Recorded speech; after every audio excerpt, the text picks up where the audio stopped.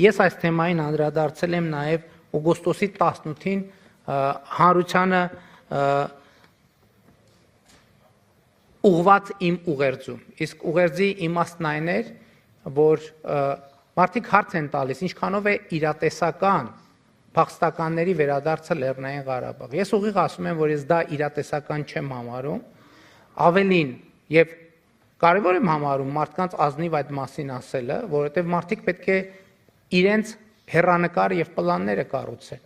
Եվ ընդհանրապես փախստականների վերադարձի թեման այս համատեքստում բոլոր փախստականների վերադարձի թեման ես համարում եմ վտանգավոր խաղաղության գործընթացի համար, որովհետեւ կոնֆլիկտները, այդ թվում Ղարաբաղի կոնֆլիկտը սկսվել է թվում է հումանիտար պարզ հարցերի արծարծմամբ եւ վերաճել է բոլորիս հայտնի երկարատև կոնֆլիկտի։